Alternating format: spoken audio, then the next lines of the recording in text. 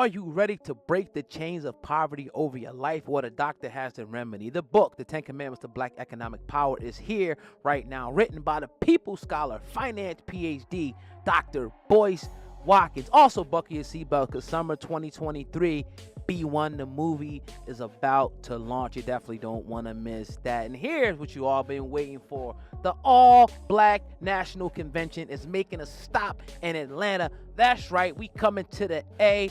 October 2023. Make sure you go to boycewatkins.com to get your tickets, or we'll have the link in the description. It's a good segue to go into this one. TDE's punch, man. He said that the other day, that he believes that there's a demonic influence on music and it's becoming a problem. And he put, I quote, "The demonic influence is getting more blatant in this thing. The gradualism was numbing. Now it's just loud. I mean, it was written." What's your thoughts on that? I mean, it's here and it's alive and it's well. It's here now. It's not a fear. It's not a concern. It's not a what if. It's here. And I go back to when TDE first started doing their thing, and they had Absol, Kendrick Lamar, J Rock, Schoolboy Q. Yeah. When they were all doing a thing, the type of music that they were giving and delivering, it was hip hop, but there was a message. They were talking about conscious lyrics in their music. They were talking about real issues going on within the government and things going on in the pharmaceutical industry. They were trying to give you game and trying to give you knowledge in this new wave of hip hop. So this is the type of shit Punch has been on from an executive point of view. These are the type of things that he's seen. And when you see the elevation of drill rap, when you see the elevation of a lot of the slut culture and drug rap and ops being black on black crime, a fancier word for black on black crime, and we see it being distributed through our music, and now people are starting to tell on themselves and they're starting to accumulate cases and RICO cases over lyrics and music, is something very demonic because it's destroying our people. It is killing our people. It is imprisoning our people. It is hypnotizing and drugging our people. So yeah, I agree with him wholeheartedly, but I don't know if he said it's coming or exactly his words, but it's here. It's here. It's alive. It's well. Yeah, he's pretty much saying it's here and it's more blatant. Facts. Now. Yep. It's celebrated. Yeah. Yep. And it's like it's in the music. It's all, in a lot of the award shows, you see a lot of this stuff. Now, we can get into the religious aspect of it. I don't want to deal with it from that because that's up in the air. But I think the way we can do it, like you said, like, is it causing the destruction of a people? And to me, that's demonic when something is destroying you wholesale. Whether it be drugs, whether it be alcoholism, whether it be, illicit sex, all these different things, broken homes, things like this is destroying the community from within. And when you have rappers that continue to promote, keep calling, rappers that continue to promote this type of lifestyle and get paid millions and millions of dollars from executives that continue to push this on us, and you go into these inner cities, you go to places like Kensington and all these different places, any city you go to, and it's like downtrodden, it's like hell in these places, and these rappers get rich off of promoting this lifestyle. I think it needs to be called out, and it needs, people to continue to bang at the bit and say, nah, this is wrong. Something has to be done about this.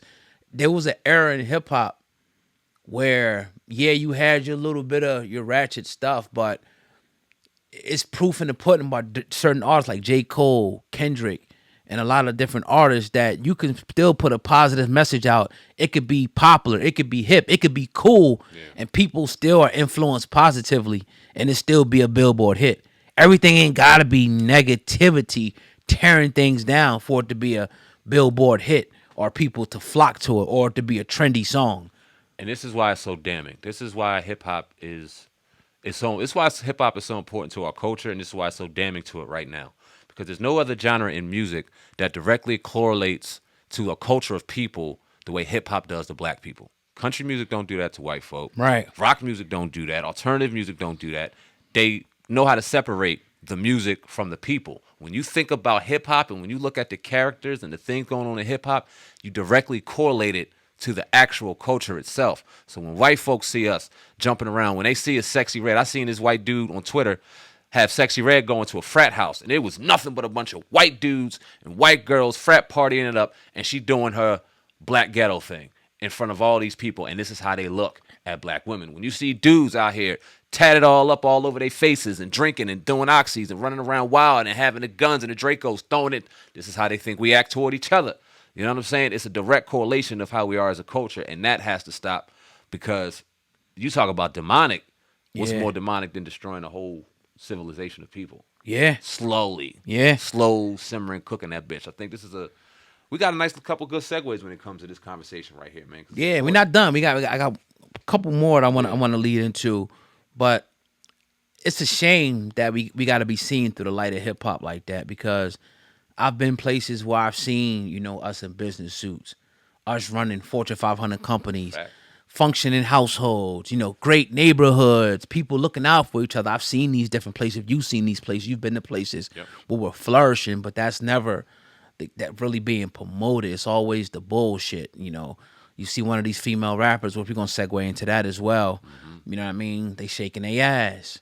You know, they on Instagram. And I get it. You're making money. You're selling it. You know, like I seen something with Lotto today. As much as I love Lotto, and would definitely love to, you know what I mean? I'm sure every man would. It's like, damn, is this all you represent? Where's your... Because at the end of the day, when you get with a woman, yeah, sex is a big part of it, but you want her to be submissive. You know what I mean? You want her, you know, to be a helpmate. You want her to be your rock, to be strong for you, to think for you, to help you with different shit, not just fuck you all day. You know what I mean? You can find that anywhere. You know what I mean? What else do you? Are you going to cook? Are you going to clean? Are you going to take care of my kids? Are you going to be a visionary for me? Are you going to tell me when, all right, honey, things are a little, you know, crazy right now. Maybe you should do it this way. Honey, nah, you don't need to buy that right now, honey, because, you know, I'm looking at the budget and things. Are you going to be that? Or are you just going to shake your ass? So that leads me to the question, Sam, man. Has hip-hop become over-sexualized to the point where every female artist needs, not has to, but needs to promote herself in that way to flourish? Yep. Damn. Yep. Fucking yep. Yep. 100%. Looking at Meg Thee Stallion, we ain't seen Meg Thee Stallion in a while. She took a little bit of a hiatus after the Tory Lanez situation. You understandably so. The first pictures I see is her in this badass dress, bending all the way down from 12 to 6, shaking that ass. And I'm like, damn.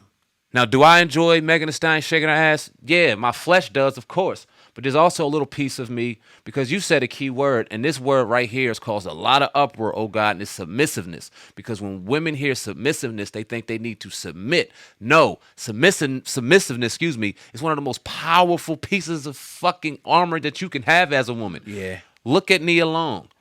Look at Sanaa Lathan. Right. Look at Regina King, Regina Hall. Look at all these beautiful black women that we've had over the years that we have lusted over as kids. Oh my God, would have loved to see all these women naked. We would have loved to see these women shaking their ass. We would have loved to see the possibility That's a good point. of seeing what they may have been behind a bedroom, but they never gave it to us. And guess what? Men 20 years later still think of that now because we never got it. They still have power in that. We ain't thinking about that with Meg Thee Stallion, because all you got to do is type in Meg Thee Stallion. You're going to see her shaking her ass 75 different ways. Cardi B doing it 85 different ways. Lotto doing it 97 different ways. Any other famous hip-hop artist that you want to think of right now in the female genre, 97 fucking different ways. Right. It waters and it dumbs it down, and it makes you go, damn. Meg Thee Stallion got a degree, I forgot, from a very prestigious university, right?